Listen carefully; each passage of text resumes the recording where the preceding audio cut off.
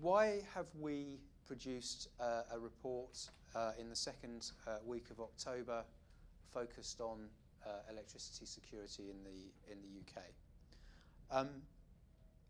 We didn't anticipate when we chose the launch date of tonight that we would be almost entirely overshadowed by the government's Clean Growth Plan. So that wasn't something that we did on purpose.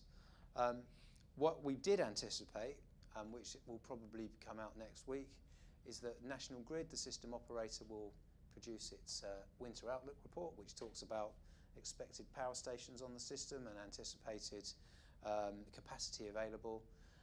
And usually, most autumns, that gives rise to a story in one or other of our esteemed national newspapers about the Christmas lights will go out or there'll be power cuts and so on. And in actual fact, we found, or Aidan found, something like 150 stories in the last 10 years, which prophesied that there would be power cuts in the UK as a result of not having enough power stations or building too many wind farms. And that has not materialised, to be frank, and is hotly contested by National Grid and the government.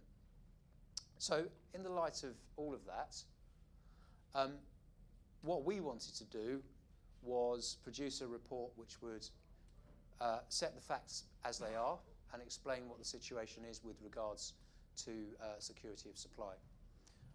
This is actually the first of a new series of briefing papers which the college has asked and provided some resource to the Energy Futures Lab to produce, alongside colleagues in Sustainable Gas Institute, UK Energy Research Centre and others, to try and make a contribution to improving the evidence base for the popular and for the policy debate around energy. So those are our motivations, and as you can see from the slide, we've done a systematic review and so on, and it's all very good, methodologically robust.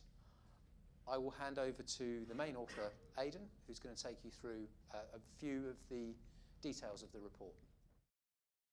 There are often, as I found out when I was looking at the articles, when I was looking at the one of the literature written about this, two often conflated questions on the overarching topic of UK energy security. And those are really the sort of short term, as in, will the lights go out next Christmas? Will the lights go out in the next few years? And a second question, which is related but still very different, I think, in the way we approach it. Is the UK doing what it should be doing now in order to ensure in the late 2020s and the early 2030s that we have reliable and low carbon electricity supplies? So I'm going to tackle those two. I'm going to tackle the first of these questions myself and pass over to Rob for the second one. So the first one is what is going on in the short term. And when looking at contentions that the lights are going to go out pretty soon, and pretty soon in the past as well, there's several arguments which come up again and again and again. So I kind of summarised them into a sort of straw man here. And the first one is the UK government, following the passage of the Climate Change Act, has been putting an odd emphasis on reducing the carbon intensity of the electricity system, using policies to favour the deployment of renewable energy sources such as wind and solar. And it is contended that a number of these policies have distorted the electricity market and led to a reduction in construction of new conventional sources of power, particularly gas plants. As well as that, high carbon prices and EU regulations such as the Large Combustion Plant Directive have forced coal plants to close. So there's a contention that the amount of conventional generation on the system has decreased. And a situation could therefore be envisaged whereupon, maybe due to weather conditions, renewable generation can't deal with current demand, and there's insufficient backup conventional generation to provide enough electricity for the whole of the UK, causing blackouts. So that's the contention. Those were, I think, the sort of main contention behind the worries about will the lights go out as the UK got sufficient energy security.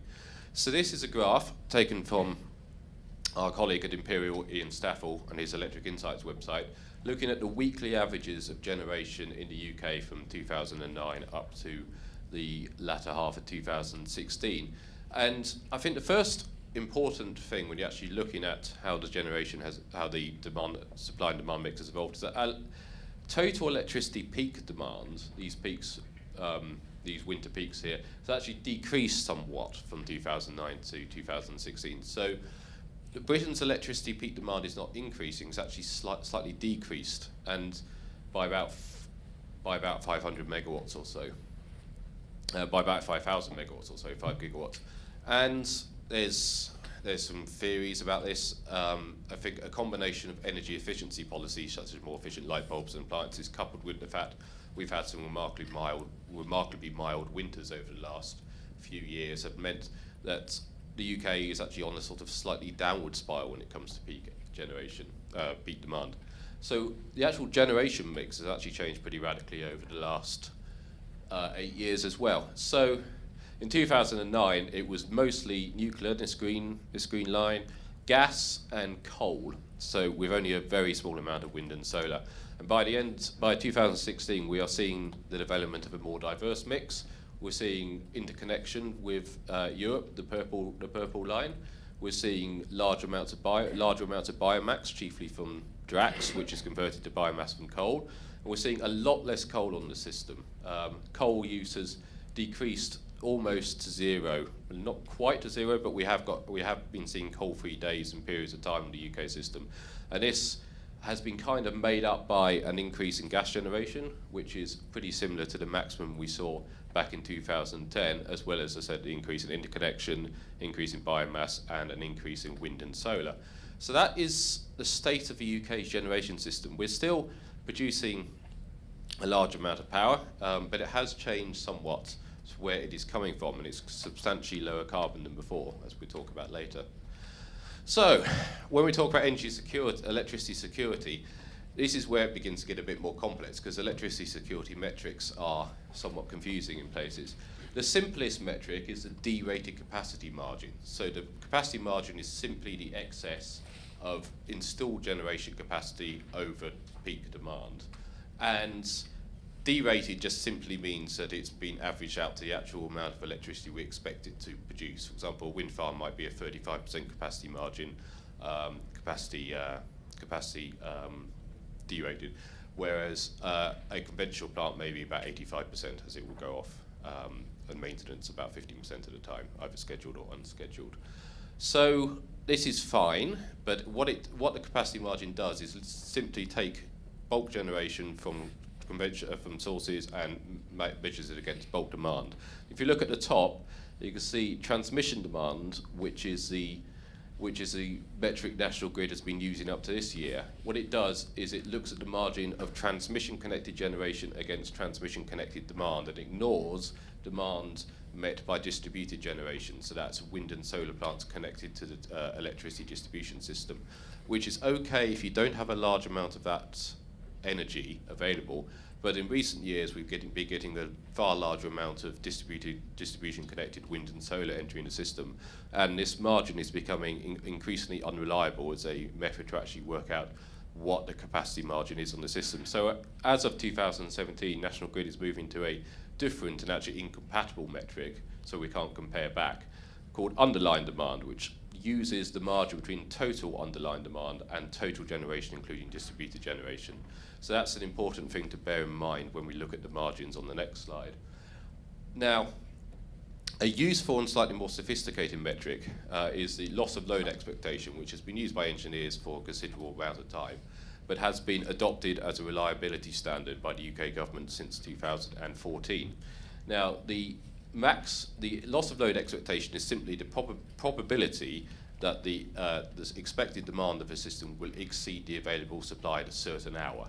So it's a probabilistic metric. It basically means that at some point, if it's at 3 hours per year, for example, there is a probability that demand could exceed supply on the system during one of those 3 hours at some point. But it doesn't necessarily mean that customers would be disconnected. It means that mitigation measures taken by National Grid would be invoked. So that is a metric which the government and Ofgem used to look at to measure the reliability system, and the target is 3 hours a year. So let's go for the next graph. So this is a graph showing the capacity margin and the loss of load expectation for the winters of 2009 up to the forthcoming winter, this one, 2017 to 18. And we've got the loss of load expectation from 2014. Importantly and confusingly, capacity margin is higher up the graph and loss of load is higher down the graph. So the green line is loss of load expectation, the blue line is capacity, and as you can see, the capacity margin did drop significantly between 2012 and 2013. This was driven largely through a combination of coal plants being forced off because of the EU's large combustion plant directive and older gas plants being forced to limit their hours for the same reason. And since then, you can see that the capacity margin without reserve services, the dark blue line, has decreased and now it's coming up again.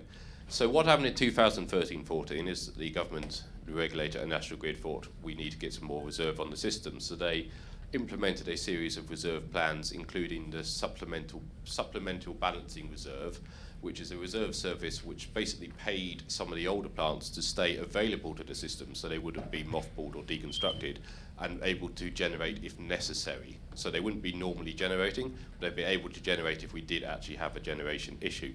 As it turns out, those balancing services, those services were not actually used, so they just didn't happen because we had a combination of mild winters and reliable generation. And as we move towards this winter, both the capacity margin and the loss of load expectation are in a significantly better and more secure place than they have been. This is due mainly to the operation of the capacity market, which is a new scheme set up by National Grid and the government to guarantee capacity on the system over the next few years. So let me just briefly move to this slide. So this is the capacity market. The capacity market is basically generators which aren't intermittent, so wind and solar can't bid into this, can bid into an auction to ensure for National Grid to pay them to ensure that their plant will be operating during a particular winter, usually 4 winters ahead. So a gas plant, a nuclear plant, a biomass plant, or even a coal plant can say, we will be operational to the system 4 years ahead and able to provide generation if necessary. And these are bid in. Now these are bid in, and we have here the next 4 winters worth of capacity auctions which have been completed already. So there are, as the report goes in, issues around the operation of the capacity market, whether it's providing value for money, whether it's incentivizing the right forms of generation, because coal plants, for example, can still bid in to provide capacity services even though it's expensive and difficult for them to generate, and they are high carbon generators. So there is some issues around that which Ofgem, DECC, BEIS and DEFRA are looking at. But overall, the capacity market has provided coming up for 50 gigawatts of secure capacity per year, which is actually over the peak demand we're currently seeing and have seen for the past 5 years. So on these metrics, this is, remember, is without any intermittent generation whatsoever, we have enough power guaranteed by the capacity market in order to cope through the next few winters. So just to sum up on this first part, these key findings, like system margins fell significantly, but there wasn't an issue. The key measure reliability standards were not exceeded, mainly due to additional services procured by National Grid. So the UK has actually had a highly reliable electricity system, even through what has been, as we saw with the generation mix, quite a period of rapid change. And in the coming few years, as the capacity market begins to operate and greater quantities of other methods to balance the system, such as demand response, storage and interconnections become available, the risk of blackouts is set to reduce further. I think it's fair to say that there's little reason to worry about a serious blackout occurring in the UK in the next few years. And I think a final point here, that reliability isn't just about building power stations. It's not just about ensuring that there's more supply than demand. It's about ensuring that the system itself is reliable and resilient and can use services such as demand response, distributed generation, energy storage, etc. And in order to do that, we need to ensure that we don't use oversimplistic measures of reliability. We don't rely simply on them, like, for example, transmission-related capacity margins. We need to use more sophisticated measures in order to ensure that the system is as secure as we want it to be. Okay, thank you. So I shall now pass over to Rob, who will now talk about the longer term outlook. Thanks, Aidan. So I feel slightly ridiculous with this microphone, if I'm completely honest. I feel like I should burst into song, but there we go. So what we just to kind of split the report into two kind of halves, as Aidan has just said.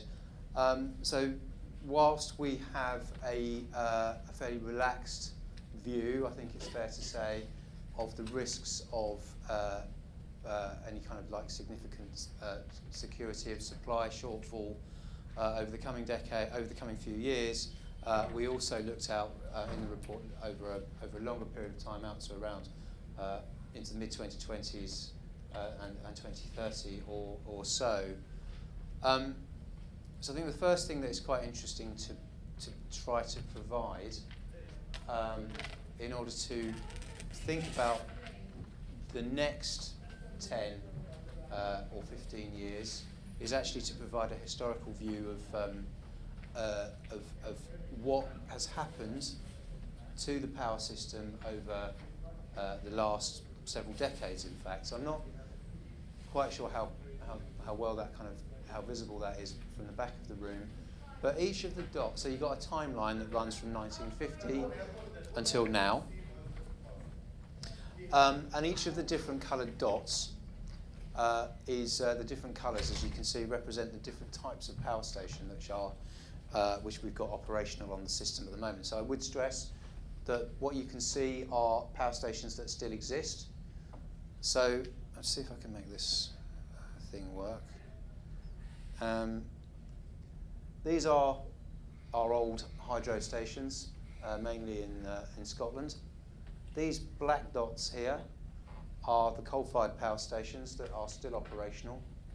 So those are coming up for 50 or so years old, most of them. You've got a slew of yellow dots, which were the nuclear power stations which came online during the 1970s and 1980s. Now there are some older nuclear power stations, the Magnox stations, that were built from the late 50s onwards, but they've all closed, so they don't feature on our graph.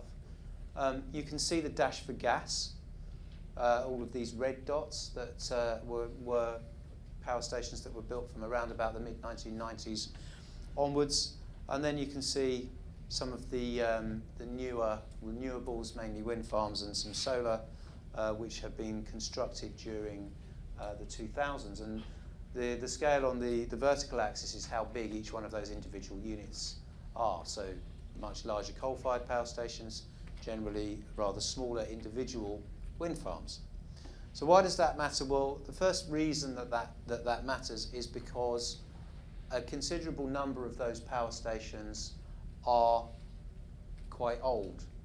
And irrespective of any of the concerns about carbon or environmental performance, we would be expecting in the normal course of things those coal-fired power stations, for example, to begin to close, and that's exactly what we're seeing. And that affects some of the other power stations on the system as well, as I'll explain as we go through. Now, before I talk about that in more detail, one of the things which we've been quite keen to highlight, Aidan mentioned the Electric Insights website, which we produce at Imperial College, which has this kind of figure can be extracted from. Now, this is showing carbon intensity per unit of electricity generated. And we've been doing the government's work for them in a way. I mean, I was at a briefing earlier on the Clean Growth Plan with the Energy Minister, and she was very keen to try and push a positive story around the forthcoming plan, which you would expect her to do. But actually, we've been quite keen to push a positive story too, because if you look at these numbers, we think that the progress which has been made in the last 3 years in particular with decarbonisation is really quite impressive and really quite remarkable. So we've gone from a carbon intensity in, say, around about 2010, 2011, which is of the order of about 500 grams per kilowatt hour, to a current average carbon intensity, which is below 300 grams per kilowatt hour, which puts us on track for the Committee on Climate Change's objectives for the main, or targets they've set for the government for the mid-2020s. Now, Aidan's already explained the reasons for that. The principal reason for that is that coal has been forced almost either to close or to operate for very limited amounts of time. And that's really a kind of policy success in some respects, because that's partly the carbon price floor, partly other non-carbon gases, and it's partly the success that the government has had, and we can talk about how much this has cost and whether it was cost effective and all of those other things, but the success that the government has had in promoting the development of new forms of low carbon generation, which were negligible in terms of their contribution at the beginning of the decade, and currently provide something of the order of 20–25% of generation. Okay, so two things: age of power stations, some success in the last few years, perhaps considerable success at reducing carbon emissions. But as we look out to the mid-2020s, I think there are some quite important things that you might want to give some attention, we think need to be given some thought to. So we had a session, most of you I think were there last night, which was the NAO's rather damning report on the Hinkley Point decision and how much money was being paid and whether or not that was a good use of bill payers' money. But those yellow dots in one of my earlier graphs, the advanced gas cooled reactors, the AGRs, are already some of them on life extensions. And whilst it might be possible to get them life extended again, and I'm sure there'll be moves to try and keep them operational for as long as is conceivable and safe, the accounting closure date, as you can see on this on the slide, for most of those power stations is in the mid-2020s. And around about 4 gigawatts of zero carbon generation will come off the bars around about that time. And if Hinkley, I mean personally I think Hinkley will get built, but whether or not Hinkley is built on time is something that we could have a bit of a discussion about, and of course none of us really know. But even if it does, it will just about suffice to make up for the plant which is already scheduled to close. Now, I'm not going to go into everything that's in the report, but one of the things that the report gives some attention to is what kind of generation capacity the market, left to itself, might be expected to build. And for a variety of reasons, we think that, well, we don't think, it is likely that the market would prefer to build gas-fired power stations, perhaps some embedded generation of various forms, such as open cycle gas turbines, diesels, and so on. We also discuss what that might mean for security of supply. Now, this is one aspect of that, which is data that are taken from, I think, BEIS or DEC as was, on how long it typically takes to get power stations built. There isn't any particular reason to be concerned as we look out to the mid-2020s that we won't be able to build enough power stations quickly enough. We've got plenty of time, for example, to get new gas-fired power stations constructed. There are all sorts of questions about whether or not the capacity market is incentivizing the right kind of plant, whether or not we'll get those plants through and all the rest of it. But there isn't any particular reason to think that there will be a security of supply crisis or problem or issue in the mid-2020s. The concern is whether or not the capacity that gets constructed will allow that progress which has been made in the last few years with decarbonisation to continue, and or whether we will see a situation where, although the government has committed to the full closure of coal-fired power stations by 2025, which we would expect to be advantageous from the point of view of carbon emission reductions, that would obviously be considerably overshadowed by if we were to lose around about 4 gigawatts of nuclear, not replace it with anything, and not continue to make progress with renewables. So we're all hotly awaiting the Clean Growth Plan, which will be launched tomorrow. In the absence of that, and even perhaps once that comes out, we don't have any firm commitments to support low carbon generation beyond 2021, apart from Hinkley. Okay, and I could bore you with the technicalities of why that is and accounting frameworks used by the Treasury, and there's something called the Levy Control Framework. But there is nevertheless, that's the situation, and that's the concern. Aidan talked about reducing demand, and that's absolutely what we've seen on the system in the last few years. But there continues to be a widespread expectation or aspiration that there will be substantial growth in electric vehicles over during the 2020s, also to help with the carbon targets as well as local air quality problems, and perhaps an expansion of electric heating, although that's a subject perhaps for to discuss on another day. And that's widely expected to lead to an increasing baseline of electricity demand. I've already mentioned gas generation tends to be preferred by investors. So the concern for the medium term isn't one that we think that the lights will go out. The concern for the medium term is that the progress that we've seen with decarbonisation in the last few years won't continue, and indeed could even go into reverse unless we see much more clear and concerted action to keep progress moving with the rollout of low carbon generation in all its forms.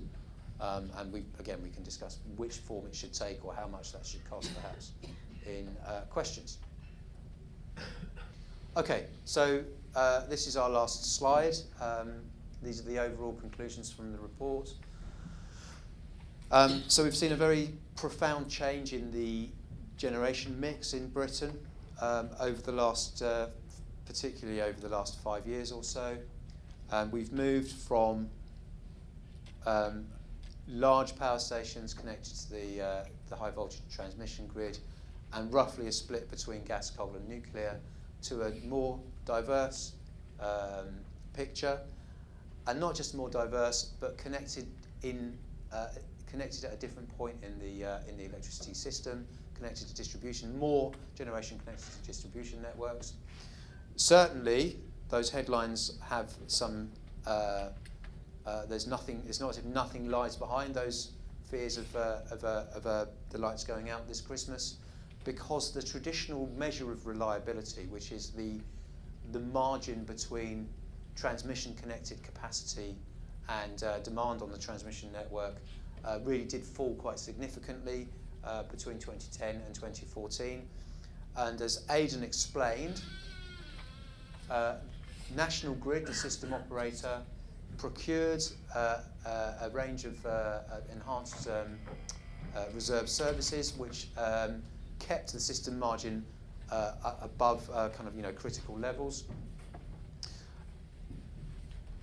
But what we also need to do is to move our thinking away from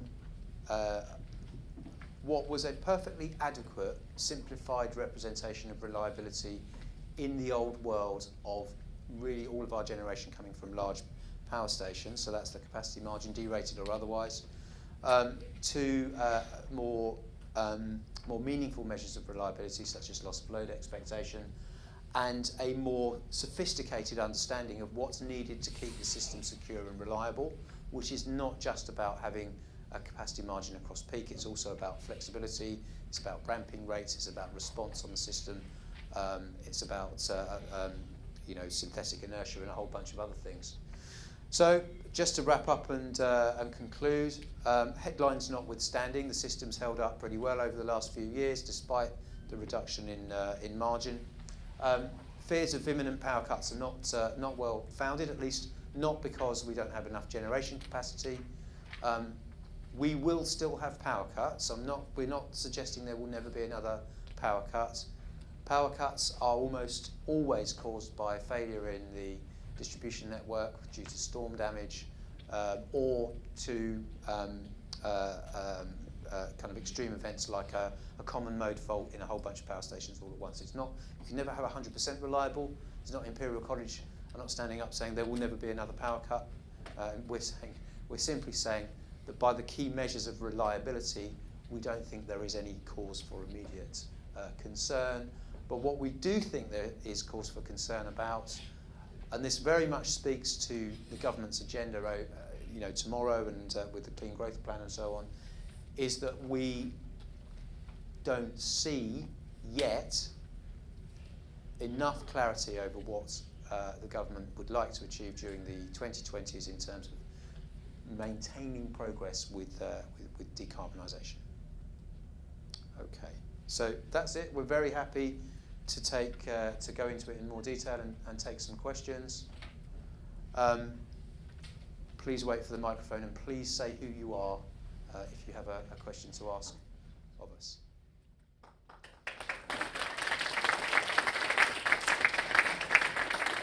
All right, so I forgot about that bit. So we thank you very much. We have Malcolm on my far right over here, and then we have a chat. In fact, why don't you go to this guy first because he's closer to you, please. Hi, thanks for the talk. It was really interesting. My name's Alex. I'm a budding energy professional looking primarily focused in peer-to-peer energy. But I just had a question around well, we mentioned flexibility there and how that would be a key component going forward. And I just wondered if you could give your thoughts on what the demand side response market is doing right now well, and what it is distinctly lacking, just in terms of some broadly, just broad overall thoughts on that. Okay, yeah, I'm very happy to talk about demand response. So the first thing to say is that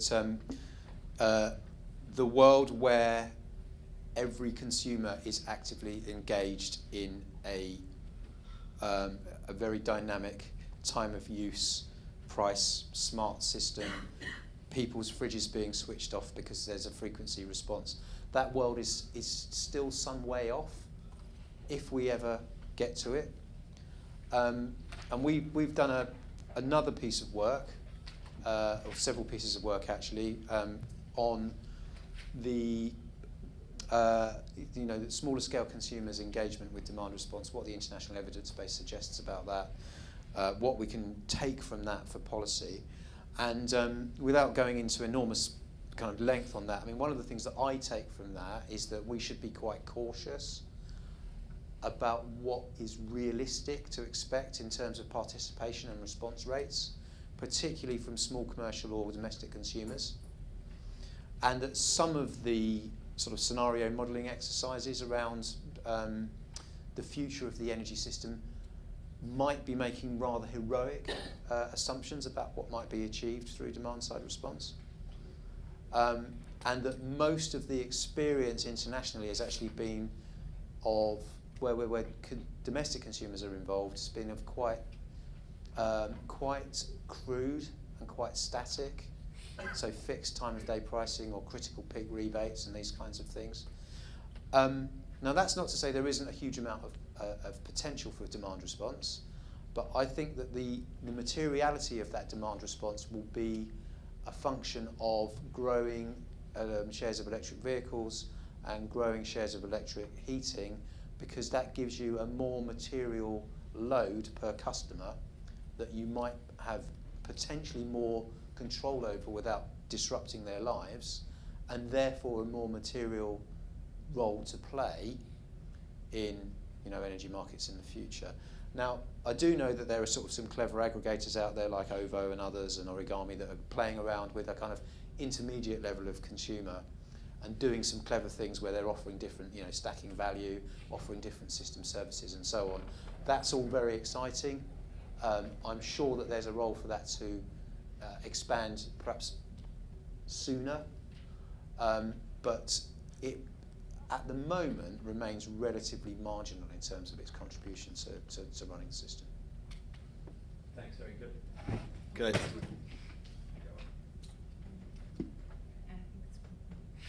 Can I just expand and just ask your thoughts on sort of policy at the moment around demand-side response and how effective that you think that is at the moment or not? It depends which aspect of demand response policy you're talking about. I mean, so the government's obviously setting considerable store out around the smart meter rollout. It's hoping that through smart meter rollout and other measures, it will open up new business models, and there will be, a considerable and growing, role for the demand side. I know that there's a conversation about whether the capacity market should be more actively procuring demand response. I mean, National Grid experimented with, having a particular share of contingency in the balancing reserve, sort of held back for the demand side, but that was quite poorly subscribed. So I think we could get into quite a long conversation about potential for market design change and so on. So I suppose perhaps the way out of your question is to say that it's quite early days. There's some experimentation needed, and I don't think that we're there yet in terms of everything that we might do for the demand side. But we should, I think, just exercise a little degree of caution around a really, really, really huge role for demand response in dealing with all of this. Okay.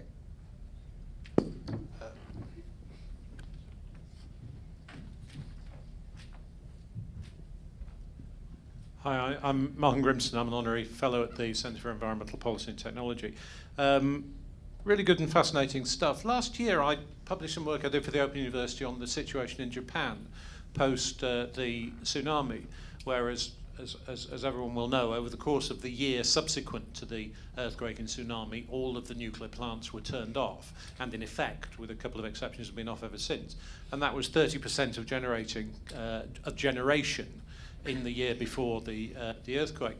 And I think there are some really interesting lessons there. I think, firstly, as you make the point, security of supply is much, much more robust than anyone would imagine. Losing 30% of generating, and of course Japan doesn't have any interconnection because there's nothing to interconnect to.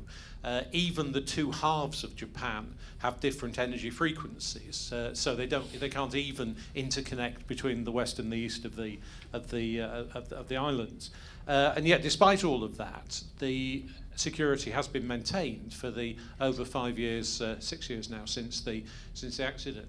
And I think what the message that came out for me was, firstly, about half of the response was demand response, and it seems to have been sustained.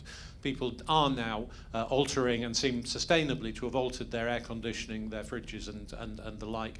And that was about 15 of the 30 percentiles that they lost.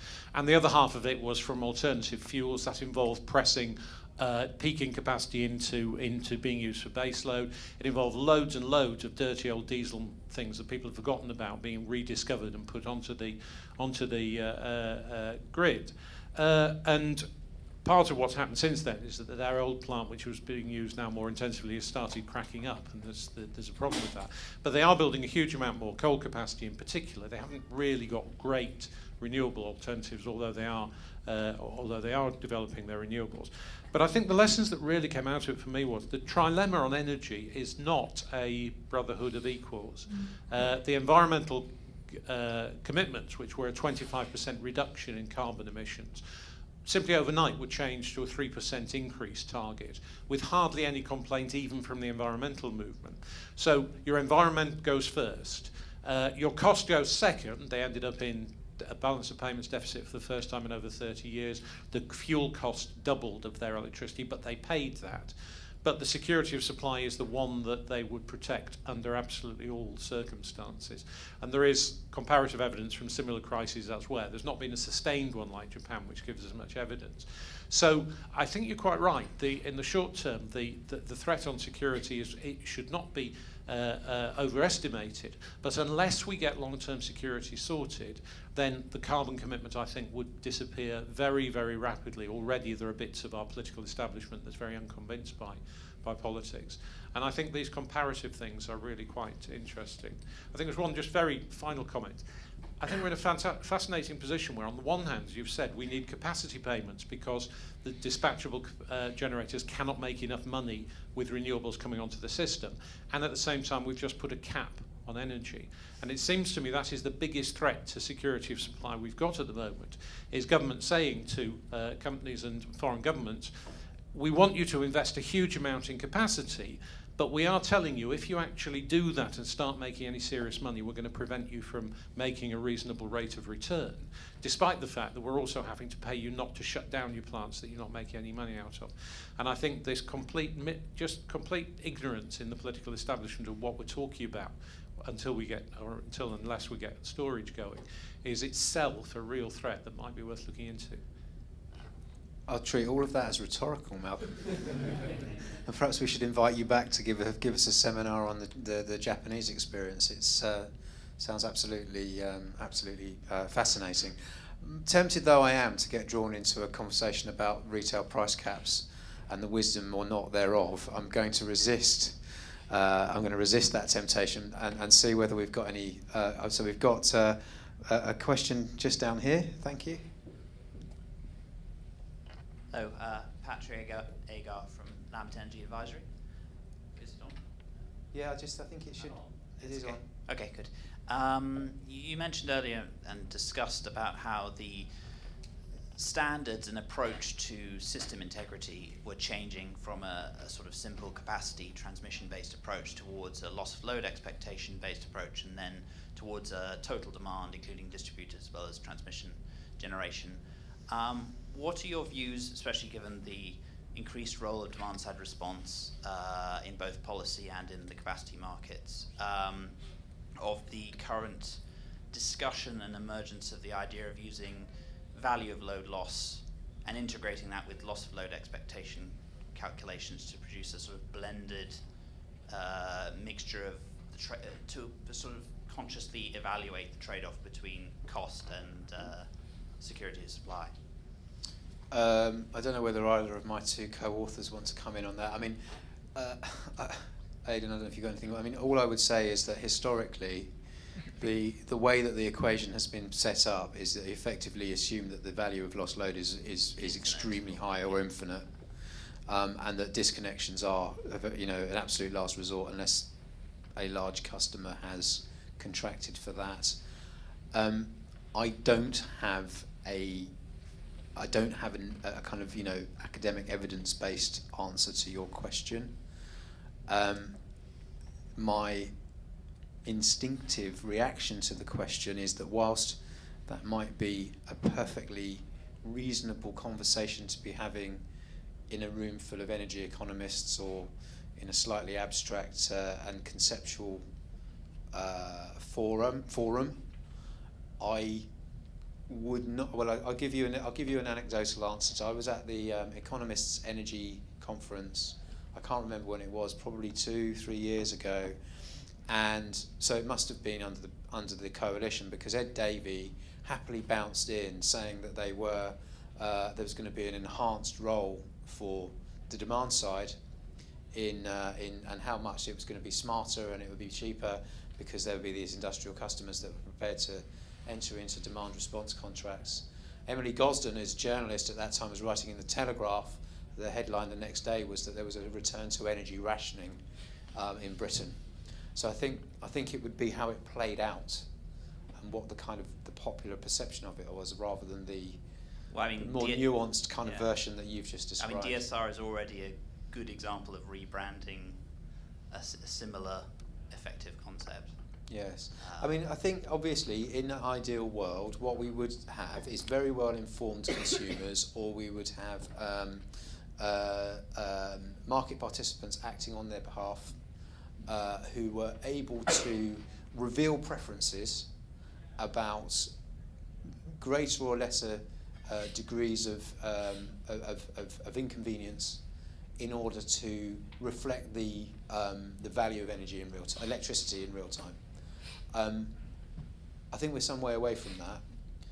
And to come back to Malcolm's point, actually, I mean, talking about demand response in in Japan, which I don't know enough about actually, so I'd like to find out more. But certainly when I've looked at demand response programs, for example, in California, and where some of those are critical peak pricing and critical peak rebates, very often that is a direct load control of a very sort of simple and basic form, where somebody's air conditioning is not available to them for a certain point during the day, and they get paid some money for kind of putting up with that. So I see that's my base point. Well, I think I've heard that some of the DSR programs that won in the CM auction were basically localized auto generation anyway, so they weren't true demand response. So I share some of your skepticism. I wouldn't sound like I'm an immense skeptic. I'm absolutely not. I really hope that all of these kind of exciting new things will become feasible. But I think we just need to proceed with caution. Yeah. I've got one here, and I've got Graham looking very pained, so I might see if he wants to add something. Hi, thanks. Peter Davis, PhD student from physics. I've got sort of two interrelated questions here, and it was really interested in your comments. The first thing, of course, is that the capacity that you require depends on whether you measure it relative to the peak. But if you've got a system with a large amount of storage concerned, then actually you're probably more interested in something closer to the average than the peak. So the question is whether you've taken this into account in the survey. The second is to do with more storage, which is to do with EVs, of course, because at the same time that you get the EV load increasing, if you do, then one thing's for sure, you've also got the opportunity for doing stuff like vehicle to grid, and the two increase together.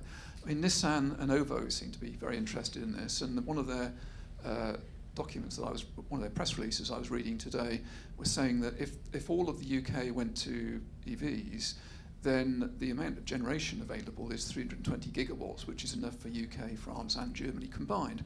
But at the moment, if we just take the Nissan Leaf users, of which I'm one, it's only something like 200 megawatts. But nevertheless, we're still talking quite big numbers.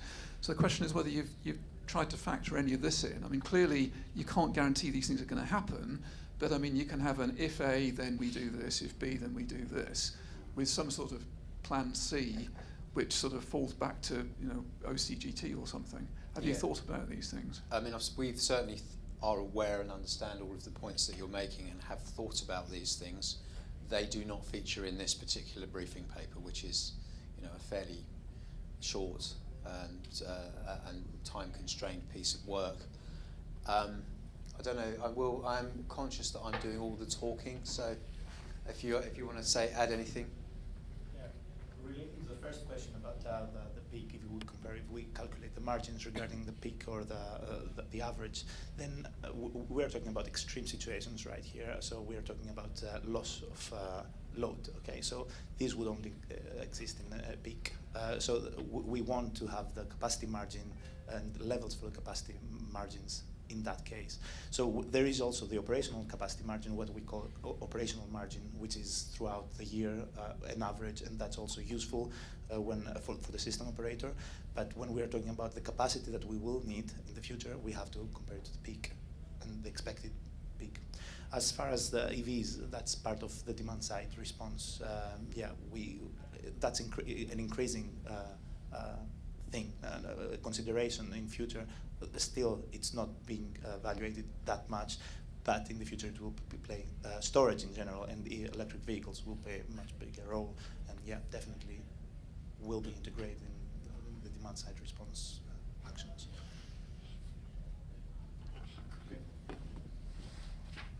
I mean, just to say, I temper all of my comments and all of my kind of slight, like the cautionary notes about demand, the role of the demand side. If we were in a world where, I've looked at the Nissan OVO thing as well. I think it's really interesting. I think there's a slightly oversimplistic version of this which kind of says we're going to use our car batteries to do arbitrage.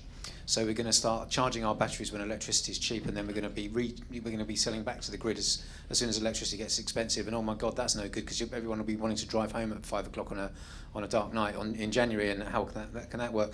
Actually, it's a much more sophisticated proposition than that. That will be altering the charge rate.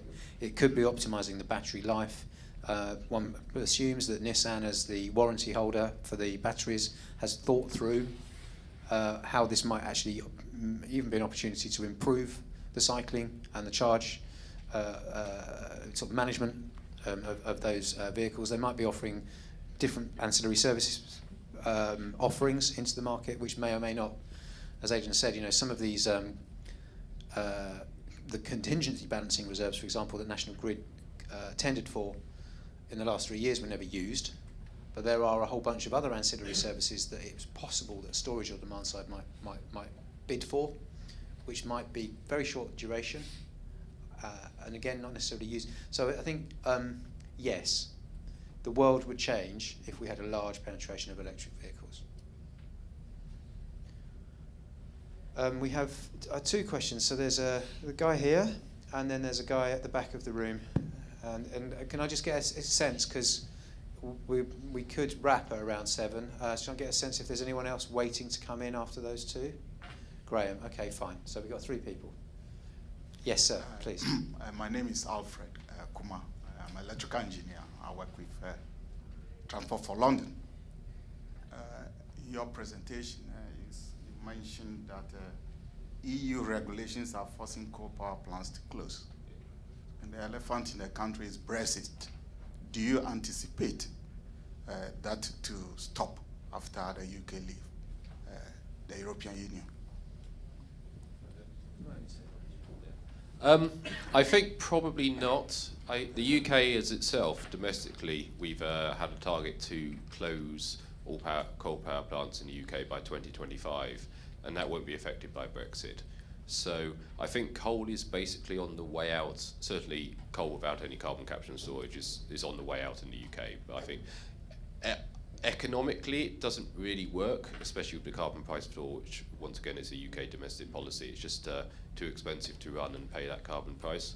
And I think due to the fact that gas is pretty cheap at the moment, gas is lower carbon than coal, gas is quicker to build, I think coal is basically finished in the UK. I think it will be a few years and then we won't really have any at all. It's actually the guy in the blue shirt. Just to follow on from the Brexit question. You have to wait for the microphone, so can you just wait? You can take the vote through. Nathan, I'm just energy PhD student at the moment. I'm not worried. I'm worried that there might not be. Just in terms of the question of, there's a lot of generation supply contracts that have a catch-all clause that a competent authority can kind of take possession of an asset in time of national security, but it doesn't really specify what that means. I was wondering if anyone knows much about. Would that be in like a market failure or some catastrophic incident, or does it have any actual meaning in terms of security of supply? I was just wondering if is there any situation that would, and how long would that be able to be sustained for, if there's? So the short answer is I don't know. The slightly qualified answer is that I know that there's a whole bunch of sort of like turn up that some power stations will go above. Conventional power stations can go above rated capacity for a short period of time at the behest of the system operator, and certain other things that are those. To the best of my knowledge, those are license conditions that are entered into. There are contractual arrangements between the system operator and the generators. I'm looking to see if any other colleagues know. I'm not. I just don't know whether there's a kind of something which goes above and beyond that, a kind of force majeure. Yeah, you're suggesting there is, which suggests that you know more than. No, it's just it's something that I saw a very basic line on a few contracts. But the issue that it might raise is if there's no freedom to fail, then free markets don't entirely work. But it's a similar perspective in terms of debts and financial systems. If there's no room to fail, then the whole free market kind of philosophy fails on that perspective. So I was wondering, in terms of security of supply, if there's no freedom to fail, then there's obviously there's redundancy in the mechanisms that are put in place to stop it from failing, because they know that ultimately that outcome won't come into place. I completely understand your question. I mean, one observation that I would make in response is that we've effectively abandoned the idea of a kind of pure market in electricity as soon as we have a capacity mechanism, right? So if you didn't have a capacity mechanism, you would say the energy-only market will allow investors to. I mean, it comes back to the value of lost load question as well, and the politics of the situation. Generators would make a decision, would take a view on what they think the electricity price will be over a period of however long it might take them to recoup their investment. They would come to a collective view or individual view as a company that a shortage of power would create a scarcity rent that would be sufficiently large that they would be making enough return.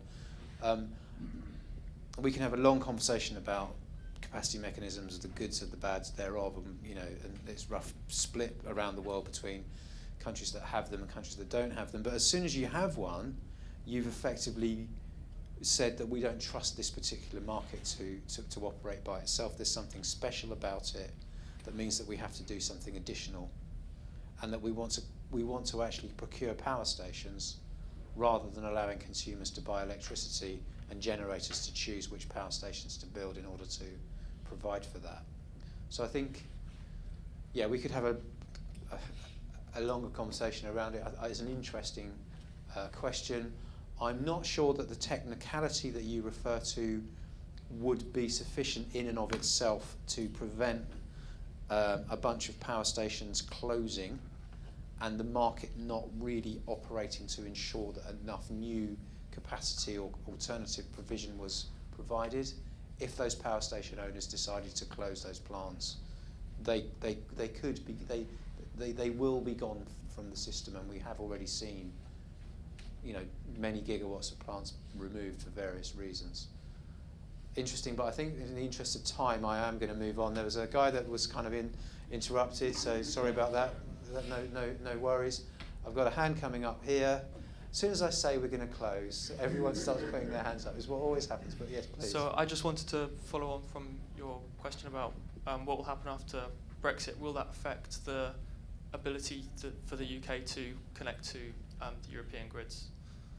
Yeah, we talk about this a bit in the report, but we didn't really in the presentation. The answer is yes, it might do. At the moment, the interconnector rules are governed by what they call the European Energy Union or Single Energy Market, and if UK pulls out of that and doesn't gain access, there might be issues.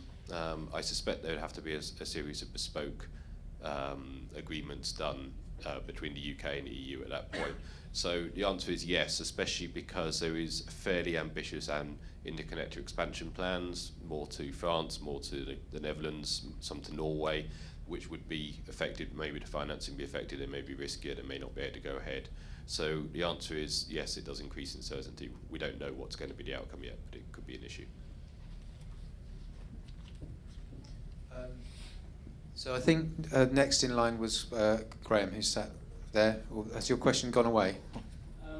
Wait for the mic and say who you are. Graham Meeks at Green Investment Group. I mean, I think it's important to come back to this question on your assumption of investors favouring a CCGT and what evidence we've actually got that is the case at the moment.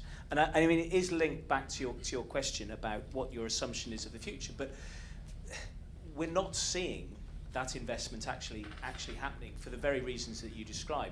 People are uncertain about capacity markets. Will they continue to exist or not?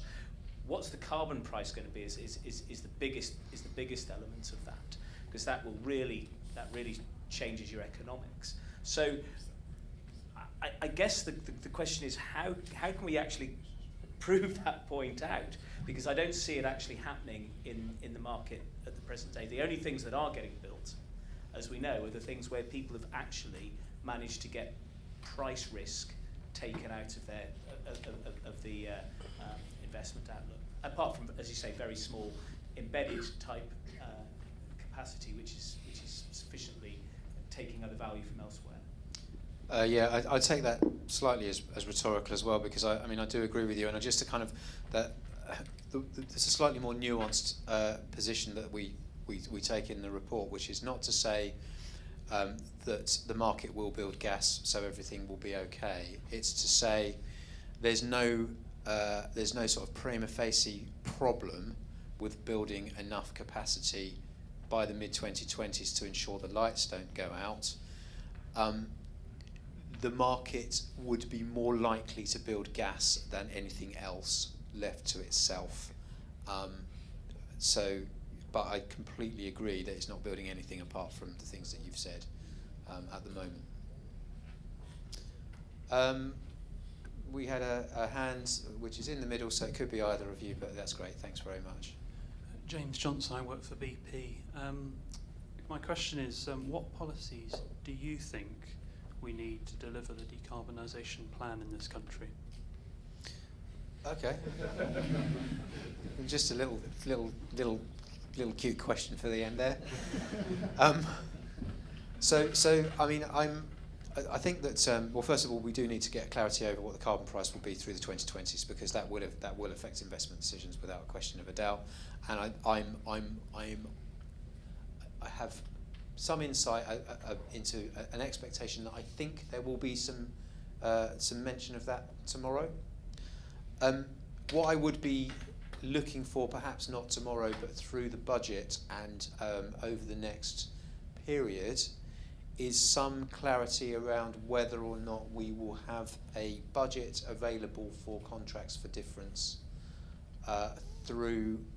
for offshore wind, and what, if anything, the government might do in order to strike a slightly more sensible position on onshore wind, to ensure that we have the wherewithal to offer prospective investors those kinds of contracts that Graham just referred to, which they like. Now, we could have a bigger and more fundamental conversation about whether we should have a kind of much more root and branch rethink of the market design and how we make that work for different categories of different types of technology and different categories of investor. But the simplest way forward would be, in order to maintain progress with investment in offshore wind, say, which the government have said that they want another 10 gigawatts of, would be to say we will be running auctions, there will be the financial wherewithal will be made available, and the contracts will continue to be entered into for a period of time out through the 2020s. Now, it's possible that those contracts could effectively be subsidy free, because we were already seeing bid prices for some renewables that come in at, as we saw with offshore wind, £57 per megawatt hour. Now, quite what that means in terms of what the rest of the market does and how you bear the system costs and all of those kind of things is a more complex conversation.